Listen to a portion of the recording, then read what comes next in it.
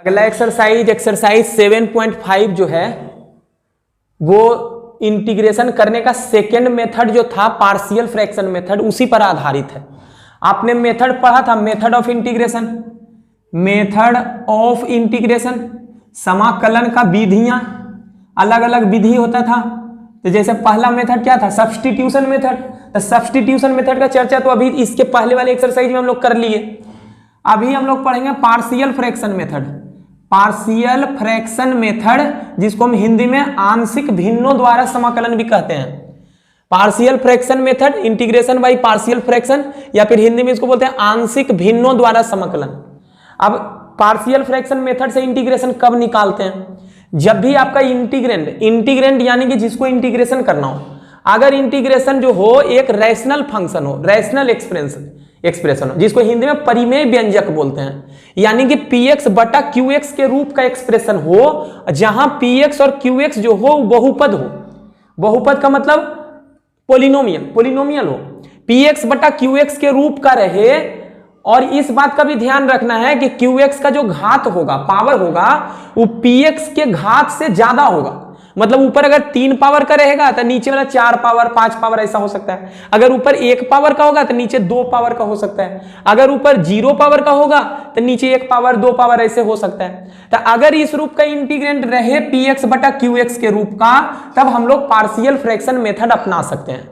अब सवाल को स्टार्ट करने के पहले यह सारा चीज जो है आप अपनी कॉपी में एज ए नोट आप लिख लो, क्योंकि जब बीच में सवाल आएगा तो आपको कंफ्यूजन नहीं होना चाहिए कि हम ऐसा क्यों किए।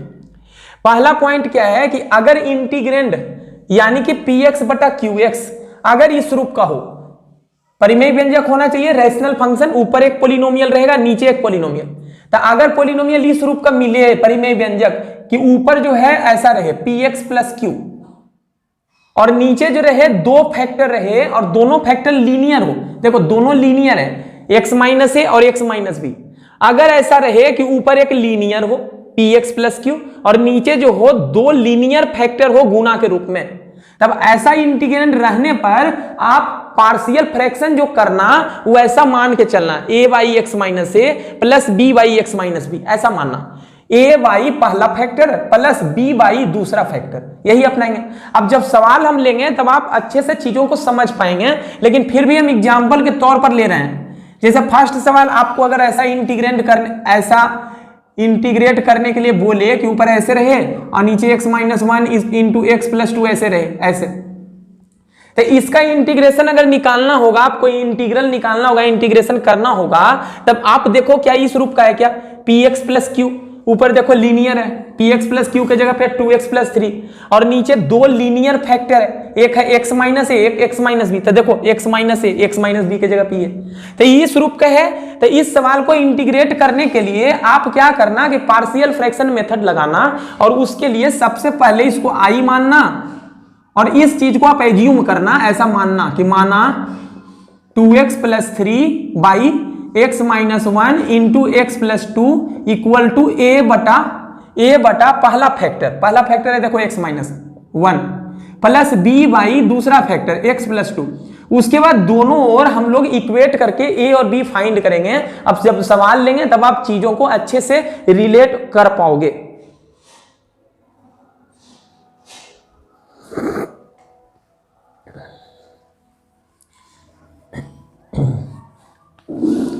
अच्छा, दूसरा टाइप का कैसा सवाल आपको मिलेगा? आपको ऐसा मिलेगा कि ऊपर एक लीनियर रहेगा और नीचे x माइनस 1 का होल स्क्वायर के जैसा चीज रहेगा।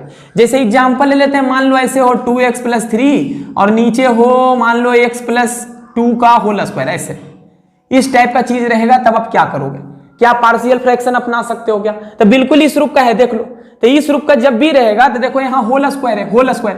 तो आप इस सवाल को बनाने के लिए क्या करना, मानना, इसके बाद आप लिखना कि माना 2x plus 3 equal to a बटा, अच्छा इतना बटा x प्लस 2 का होल स्क्वायर इक्वल टू इतना equal to a by x plus 2 का होल स्क्वायर है। तो पहले आप x प्लस 2 लिखना, फिर प्लस b बटा x प्लस 2 का होल स्क्वायर तक जाना, यहाँ ऐसे ऐसे मानोगे, ऐसे।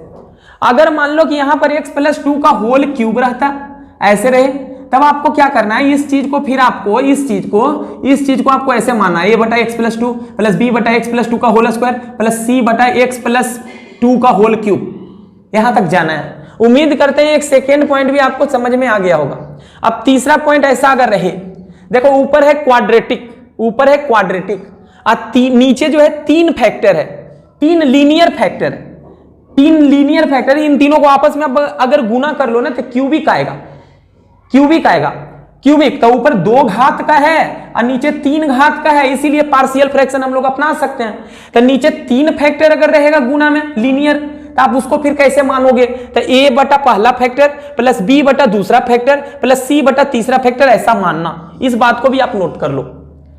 फिर क्या याद रखना है कि अगर इस रूप का रहे, इस रूप का देखो ऊपर है क्वाड्रेटिक, अच्छा ऊपर क्वाड्रेटिक रहे, लीनियर है, कोई दिक्कत नहीं है, ठीक है। ऐसा अगर रहे और नीचे रहे x माइनस ए का होल स्क्वायर इंटू रहे x माइनस बी, तब आप कैसे मानना, फिर मानना a बटा एक्स माइनस ए पहले, फिर b बटा एक्स माइनस ए का होल स्क्वायर तक जाना, ठीक है। ये होल स्क्वायर की बात अब हो गई। अब एक और फैक्टर बच गया x माइनस बी, तो उसके लिए क्या करना, c बटा एक्स माइनस बी। ऐसा जब दिखेगा तो आप ऐसा एज्यूम करना। अब इस बात को आप अच्छे से तभी समझ पाओगे जब इसके जैसा रिलेटेड कुछ सवाल हम लेंगे। अगर 5वें रूप का दिखे तब, 5वां रूप क्या है कि ऊपर है क्वाड्रेटिक है या फिर कुछ भी एक पॉलिनोमियल है और नीचे देखो एक लीनियर फैक्टर x माइनस ए और दूसरा एक क्वाड्रेटिक फैक्टर द्विघात व्यंजक है। इसको आप लीनियर फैक्टर में बदल नहीं सकते हो, ऐसा होगा कि इसको और गुणनखंड करके लीनियर फैक्टर में तोड़ नहीं सकते हो। तो अगर एक लीनियर फैक्टर रहे, दूसरा क्वाड्रेटिक फैक्टर रहे, तो लीनियर वाले फैक्टर के लिए आप a बटा एक्स माइनस ए लिखना, एक्स माइनस ए, और इस क्वाड्रेटिक वाले के लिए बटा में तो क्वाड्रेटिक लिखे हो, देखो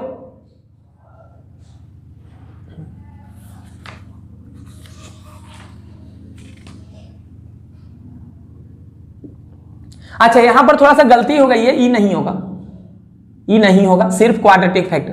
तो अगर ऐसे रहे ऐसे, तो क्वाड्रेटिक वाले के लिए क्वाड्रेटिक नीचे लिख देना और ऊपर में इसका लीनियर बनाना, अपने मन से bx प्लस सी मानना, ऐसा मानना।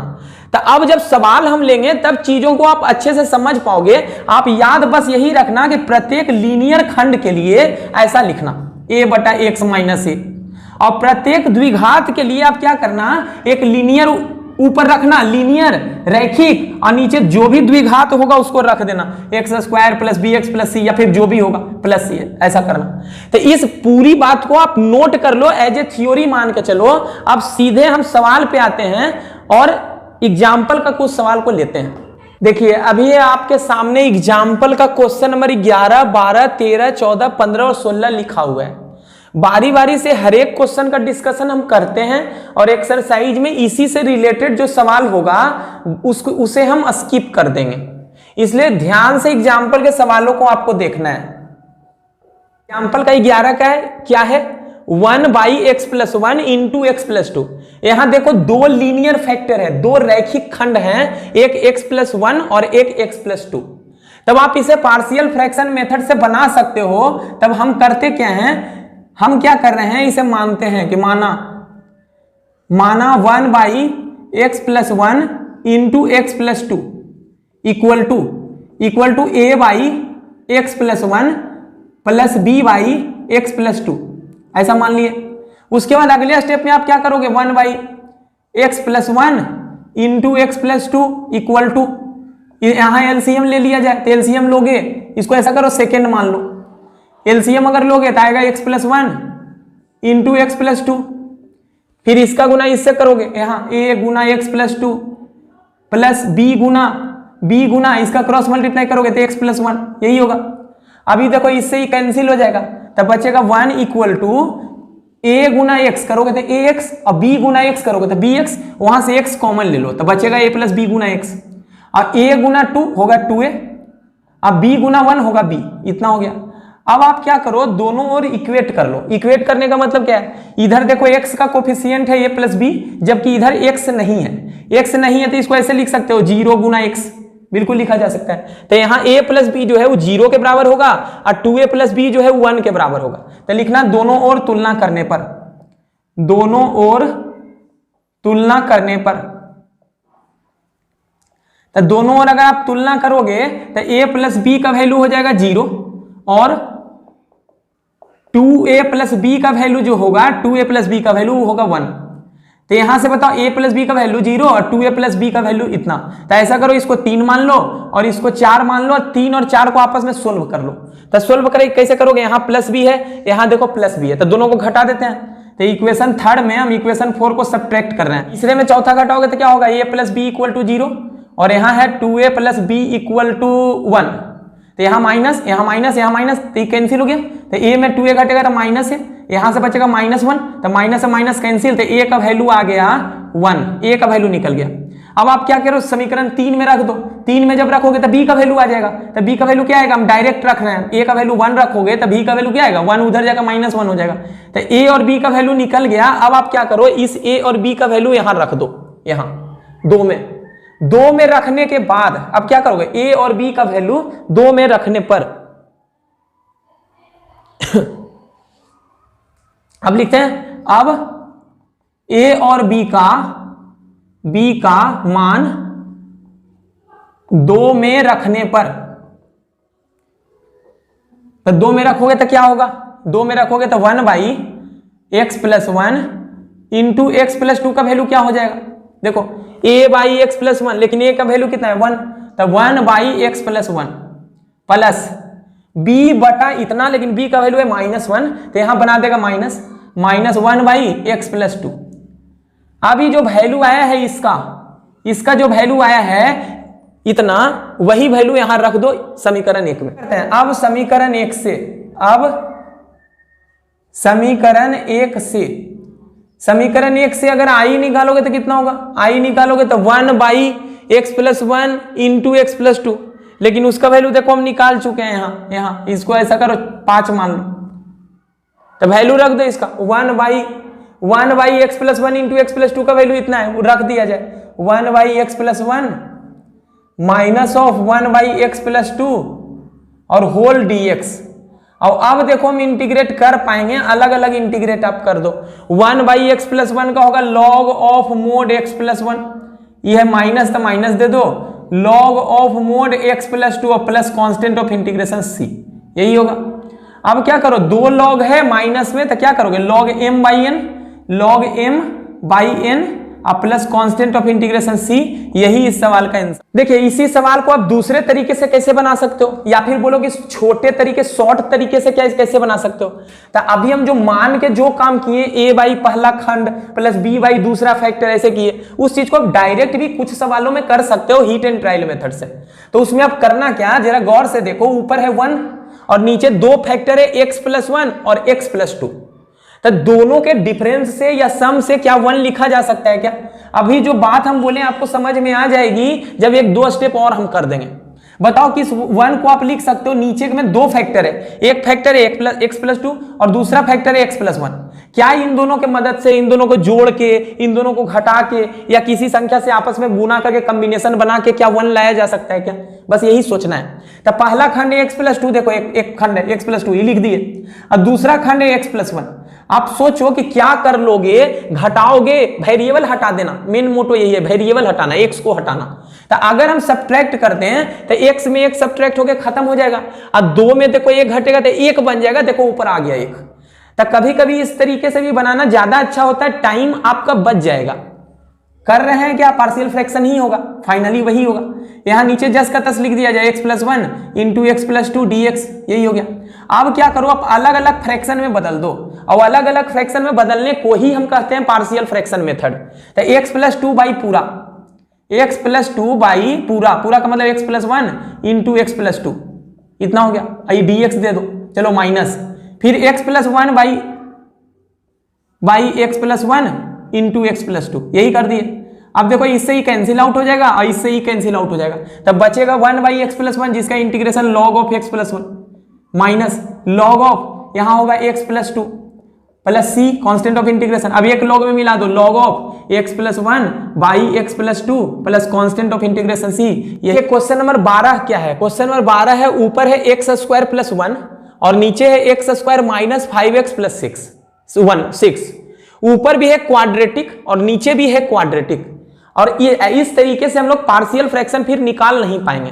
पार्शियल फ्रैक्शन लगाने के लिए ऊपर का डिग्री जो होना चाहिए, घात जो होना चाहिए, वो नीचे वाले के घात से कम होना चाहिए। यहां तो बराबर है, यहां भी 2 घात का है, यहां भी 2 घात का है। तो आप सबसे पहले क्या करोगे कि आप भाग लगाओगे x+1 को नीचे वाले x² - 5x + 6 से। एक बार जब भाग लगा दोगे तो आप उस तरीके में फिर आ पाएगा ताकि आप पार्शियल फ्रैक्शन मेथड अपना सको। तो पार्शियल फ्रैक्शन मेथड अभी नहीं लगाएंगे जब तक भाग नहीं दें। तो सबसे पहले आप रफ में क्या कर लो, भाग दे लो। किससे भाग देना है? x²। रफ में करना है आपको, डायरेक्ट यहां लिख देना है। तो x² - 5x + 6 से आप भाग दे दो x² + 1 को। यहाँ x² है जबकि यहाँ x² है तो 1 टाइम्स, तो x² का गुना 1 से तो x², एक -5x का गुना 1 से करोगे तो -5x, और +6 का गुना 1 से करोगे तो +6। क्या कितना यहाँ साइन चेंज होता है डिवीजन में, माइनस, यहाँ -5x बन जाएगा +5x, अब +6 बन जाएगा -6, तो ये तो कैंसिल हो जाएगा। तब बचेगा कितना? देखो प्लस में 5x बचेगा, 5x, और यहाँ +1 है और नीचे देखो -6 है, ओवरऑल मिलके -5 होगा। अब सोचो, अब और डिवीजन लगेगा क्या? यहाँ देखो क्वाड्रेटिक है, यहाँ लीनियर, तब तो लगेगा नहीं। तो आप इसको कैसे लिख सकते हो? कैसे लिखते हो बताओ? डिविडेंड बराबर क्या होता है? Divisor into quotient plus remainder. या फिर इस बात को आप ऐसे भी लिख सकते हो इसको, देखो भागफल कितना आया? भागफल आया 1 लिख दिए। अब प्लस रिमाइंडर कितना आया? रिमाइंडर आया 5x - 5 इतना, x² - 5x + 6। अच्छा इस बात को आप देख लो, अगर नहीं समझ में आया तो मान लो 4 से भाग देना है 23 को, तो 4 × 5 = 20, हाथ में कितना बचेगा? 3। तो इस बात को आप कैसे लिख सकते हो? अगर कभी रहेगा कि 23/4 को लिखना है तो आप होल में लिखते थे, याद है? देखो तो 5 होल 3/4 ऐसे लिखते थे। 5 क्या था? यही भागफल, कोसेंट, और रिमाइंडर जो था, रिमाइंडर ये ऊपर आता था 3, अब 4 जिसे भाग दे रहे थे। इसको आप अगले स्टेप में ऐसे भी लिख सकते हो, 5 + 3/4। भागफल देखो है यहां आया है, कोसेंट यहां आया है, यहां का चीज यहां जो आया है वो रिमाइंडर आया है, और यहां जिससे भाग दे रहे थे वो आया है। वही चीज यहां भी किए हैं, देख लो भागफल के जगह पे यहां रिमाइंडर जो था यहां आया, और जिससे भाग लगा रहे थे डिविडेंड जो था, भाज्य जो था, भाजक, वो नीचे आ गया। तो बस वही काम किया। अच्छा इतना कर देने के बाद अब आप क्या देखो, इसको 2 इंटीग्रल में आप बांट सकते हो। पहला इंटीग्रल हो गया 1dx यानी कि dx माइनस इंटीग्रेशन इसका 5x - 5/x² - 5x + 6, यही। अब देखो ऊपर जो है लीनियर है और नीचे जो है क्वाड्रेटिक है, क्वाड्रेटिक। तब आप इसका पार्शियल फ्रैक्शन आप कर सकते हो।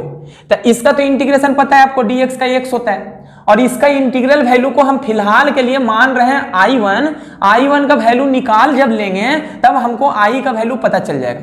तब I1 का वैल्यू हम कैसे निकालेंगे? पार्शियल फ्रैक्शन मेथड से। तो इसको ऐसा करो, आप इसको 1 मान लो, 1। तो अब क्या करते हैं, अब I1 आपका है 5x - 5/x² - 5x + 6 dx, यही है। अच्छा पिछले वाले मेथड सब्स्टिट्यूशन मेथड का बात हम यहां नहीं करेंगे, उससे भी बन जाएगा, उससे भी बनेगा, तो उससे हम डिस्कशन अभी नहीं फिलहाल कर रहे हैं, अभी सिर्फ कंसंट्रेट पार्शियल फ्रैक्शन मेथड पे कर रहे हैं।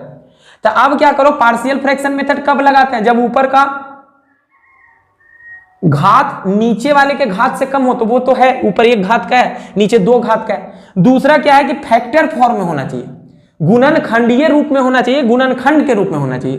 तब बताओ इसका गुणनखंड कर सकते हो क्या? मिडिल टर्म बीच वाले पद को 2 पदों में तोड़ते हैं, याद करो। तो इसको करोगे तो कितना होगा? x - 2 × x - 3 होगा। कर लेना, आप डिटेल कर देना, इसको फैक्टराइज करोगे तो इतना ही होगा, x - 2 × x - 3 dx। और अब देखो क्या इसका पार्शियल फ्रैक्शन किया जा सकता है क्या? बिल्कुल किया जा सकता है। हीट एंड ट्रायल मेथड से ज्यादा उम्मीद है कि नहीं सोच पाओगे, उतने जल्दी सोच लोगे, ऐसा नहीं कि, लेकिन उतने जल्दी नहीं सोच पाओगे। तो अब क्या करना कि अब आप मानना, जैसे इसको सेकेंड मान लो, अब क्या करो, मानो कि माना पार्शियल फ्रैक्शन करने के लिए, इसका पार्शियल फ्रैक्शन करने के लिए मानते हैं, माना 5x - 5/x - 2 × x - 3 equal to a/x - 2 plus b/x - 3, यही करोगे। अगले स्टेप में आप क्या करोगे? अगले स्टेप में 5x - 5/x - 2 × x - 3 बराबर एलसीएम लो, एलसीएम लोगे तो होगा x minus two into x minus three, इसका गुना इससे होगा तो a गुना x minus three plus b का गुना करोगे इससे x माइनस टू, इतना, इससे ही कैंसिल हो जाएगा। तो 5x माइनस 5 जो है वो इसके बराबर हो गया। तो अगले स्टेप में इसको क्या करोगे, अगले लाइन में 5x माइनस 5 जो है वो किसके बराबर होगा, इसके बराबर होगा ax प्लस bx, उसमें x कॉमन ले लो तो a plus b Guna x लिख सकते हो। फिर बचेगा यहां से माइनस 3a और माइनस में 2b, तो माइनस में ऐसा करते हैं प्लस लिख के ब्रैकेट में कर देते हैं माइनस में चीजें, माइनस 3a माइनस 2b। अब आप दोनों ओर इक्वेट कर लो, दोनों ओर तुलना कर लो। देखिए यही करोगे, दोनों ओर तुलना करने पर, तो दोनों ओर तुलना करने पर ऐसा लिख देना, तो तुलना करोगे तो a प्लस बी का वैल्यू होगा 5, a प्लस बी का वैल्यू होगा 5 और माइनस 3a माइनस 2b का वैल्यू कितना होगा माइनस 5।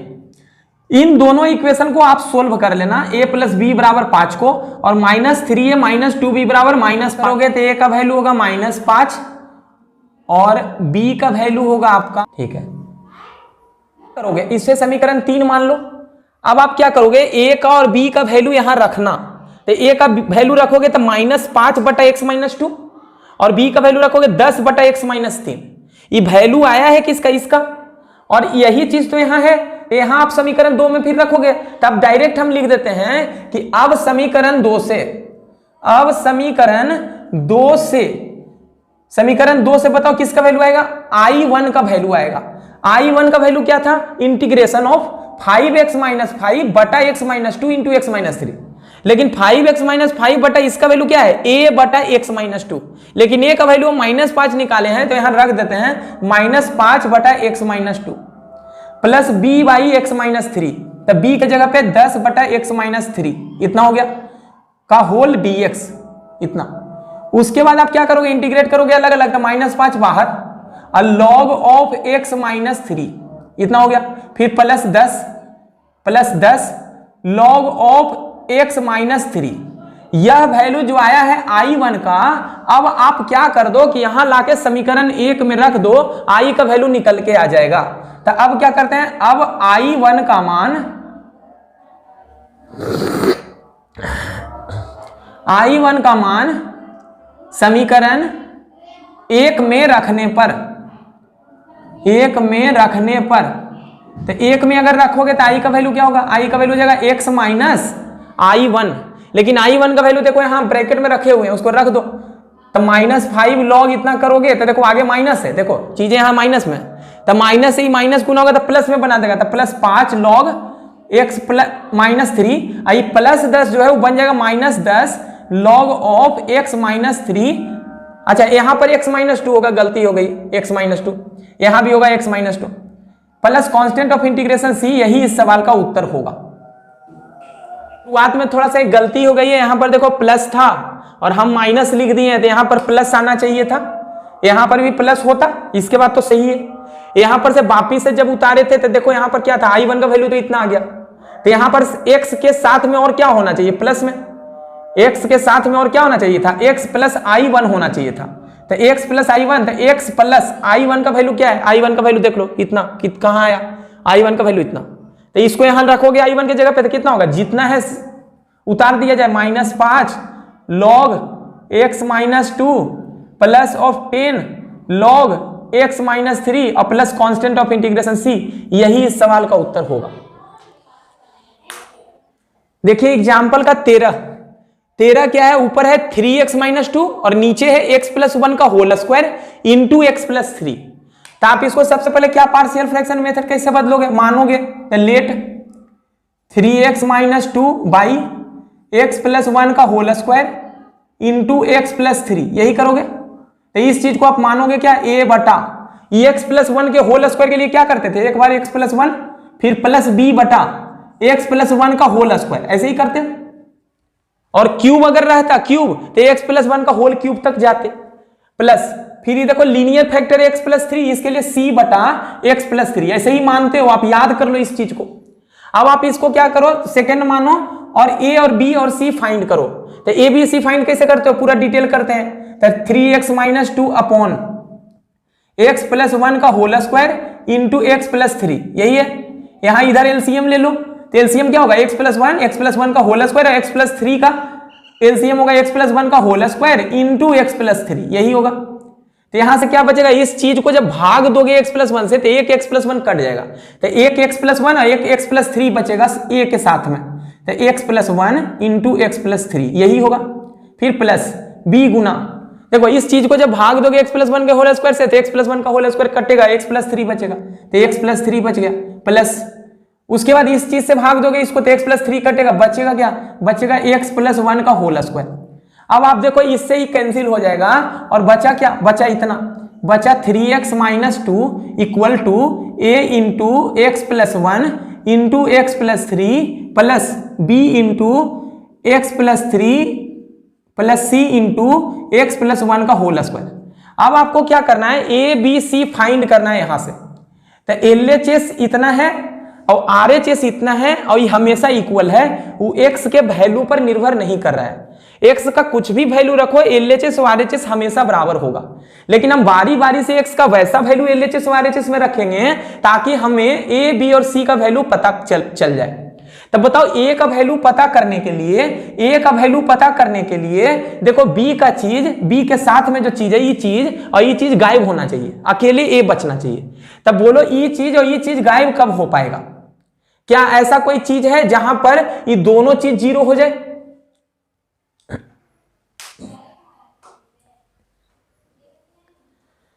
तो ऐसा तो कुछ भी कॉमन फैक्टर इसमें नहीं है, इसमें x प्लस थ्री है, इसमें x प्लस वन का होल स्क्वायर है, और सवाल हम लेंगे तब चीजें ज्यादा समझ में आएंगी। तो यहां पर इन दोनों को एक साथ तो जीरो नहीं बनाया जा सकता है, तब पहले a का वैल्यू फाइंड करना मुश्किल है। अब क्या देखो, सबसे पहले एक चीज देखो, x प्लस वन इसमें है और x प्लस वन इसमें भी है, तो इन दोनों को एक साथ आप जीरो बना सकते हो। इन दोनों को एक साथ जीरो कब बनाओगे, जब x प्लस वन जीरो होगा, जब x प्लस वन जीरो होगा तो ये वैल्यू टर्म बन जाएगा जीरो, और इसमें भी x प्लस वन है तो वो जीरो जब होगा तो पूरा बन जाएगा जीरो, तब b अकेले छूट जाएगा और b का वैल्यू निकल जाएगा। तो सबसे पहले इस रिलेशन में हम b का वैल्यू निकाल रहे हैं, और b का वैल्यू कब निकलेगा, जब e खत्म होगा और e खत्म होगा, और e खत्म कब होगा, जब दोनों में कौन सा फैक्टर x प्लस वन, इसमें भी x प्लस वन, तो जिस समय x प्लस वन जीरो होगा उस समय b निकल जाएगा और ये दोनों खत्म हो जाएगा। तो हम क्या कर रहे हैं, इस रिलेशन को मान रहे हैं अभी फिलहाल के लिए 3, और अब क्या लिखते हैं कि तीन में x बराबर वह वैल्यू रखना जिसके लिए खत्म हो जाए, मतलब x प्लस वन जीरो हो जाए। तो रफ में चेक कर लो x प्लस वन जीरो कब होता है, बराबर जीरो लेके देखो, x का वैल्यू आएगा माइनस वन, तब माइनस वन रख लो तुम, x बराबर माइनस वन रखने पर, माइनस वन जब रखोगे तो 3 into minus one minus two, LHS में भी रखना माइनस वन, RHS में भी।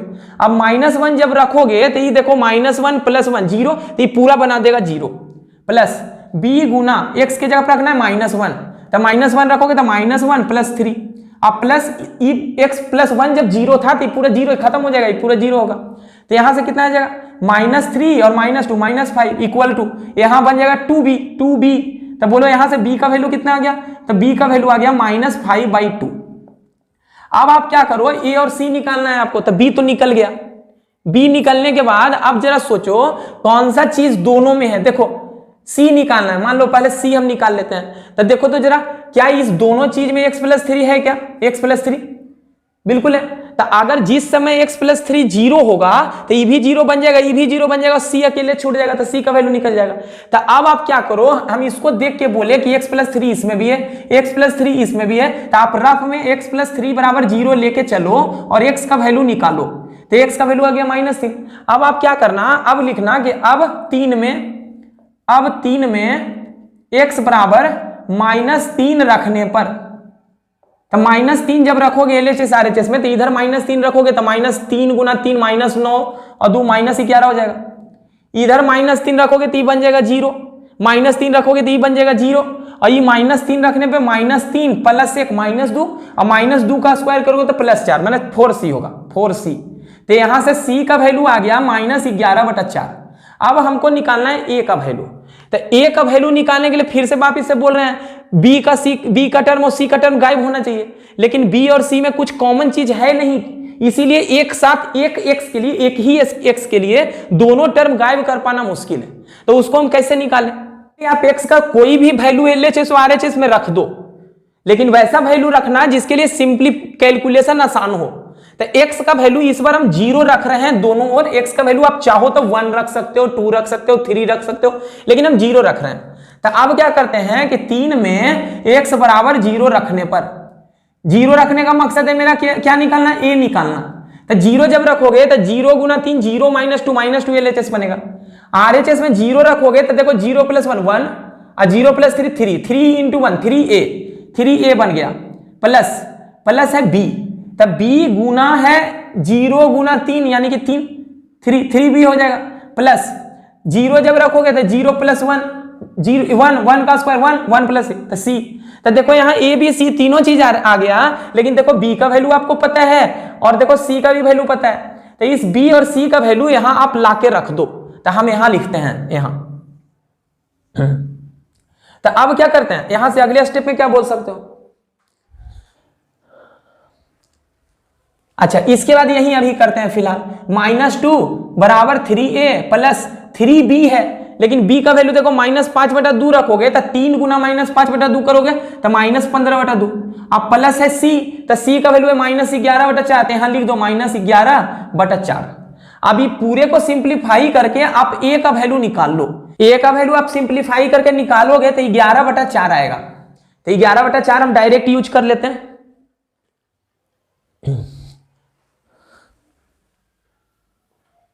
यहां से आप a का वैल्यू अगर सिंप्लीफाई करोगे तो a का वैल्यू आएगा 11/4। हम डायरेक्ट 11/4 लिख रहे हैं, आप कैलकुलेट करके निकाल लेना a का वैल्यू 11/4। अब आप क्या करो, a b और c का वैल्यू जो आया है उसको आप यहां लाके रख दो, इसमें इक्वेशन 2 में, इसमें। तो a का वैल्यू a के जगह पे आप क्या रखोगे, a के जगह पे रखोगे 11/4, तो 11/4 गुना x प्लस 1 बन जाएगा। b का वैल्यू फिर रखना -5/2, तो यहां बन जाएगा -5/2 गुना नीचे में रहेगा x प्लस 1 का होल स्क्वायर। और फिर c का वैल्यू रखोगे -11/4, तो -11/4 x प्लस 3 आ जाएगा इसका वैल्यू, और इसी को इंटीग्रेट करना था। देखो, तो अब आप क्या करो, डायरेक्ट ही क्या करते हैं अब समीकरण 1 और 2 से देखो 1 और 2 का यूज करोगे तो i का वैल्यू क्या होगा, i बराबर 1 क्या बोल रहा है कि i जो है इंटीग्रेशन 3x - 2 बटा है x प्लस 1 का whole square into x plus 3 dx, यही है। तो अब देखो पार्शियल फ्रैक्शन में तो आप बदल चुके हो, इसको क्या बदले हो, a बटा x प्लस 1, लेकिन a का वैल्यू रख दो, a के जब रखोगे 11/4 तो हो जाएगा 11/4 गुना x प्लस 1 इतना। फिर है प्लस b बटा x प्लस 1 का होल स्क्वायर, लेकिन b का वैल्यू है -5/2, तो लिख दो, यहां लिखोगे तो -5/2 x प्लस 1 का होल स्क्वायर। और फिर है प्लस, और प्लस के जगह फिर है c बाई एक्स प्लस 3, और c के जगह पे लिखोगे यहाँ -11/4, तो निगेटिव बना देगा, तो -11/4 x प्लस 3 होल dx। अब आप इसका इंटीग्रेट कर दो, तो 11/4 1 बाई एक्स प्लस 1 का होगा log ऑफ x प्लस 1 -5/2, इसका क्या होगा x प्लस 1 का होल स्क्वायर का इंटीग्रेशन क्या होता है, यहां रफ में करते हैं, बताओ 1 बाई एक्स स्क्वायर का इंटीग्रेशन क्या होता है, इसका इंटीग्रेशन होता है -1 बाई एक्स, इतना होता है। तो अगर 1 बाई एक्स प्लस 1 का होल स्क्वायर रहेगा, ऐसे रहेगा, तो इसका इंटीग्रेशन क्या होगा, -1 बटा एक्स प्लस 1, यही होगा। आप याद कर लो इस चीज को, ऐसे होगा।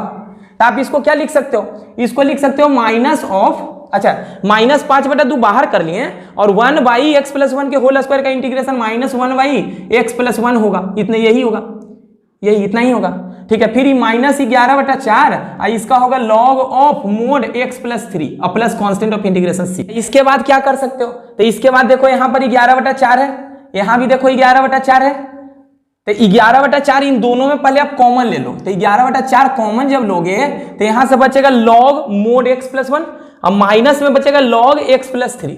तब प्रॉपर्टी लॉग का लगा देना, लॉग का प्रॉपर्टी क्या होता है, log m by n, log m minus log n का प्रॉपर्टी क्या होता है, log m बाई n। तो m बाई n करोगे तो x प्लस 1 ऊपर रहेगा और नीचे ही x प्लस 3 आ जाएगा, x प्लस 3 इतना होगा। अब प्लस ये दूसरा माइनस प्लस 5/2 यहां से होगा x प्लस 1 और constant of integration plus c, यही इस सवाल का आंसर होगा।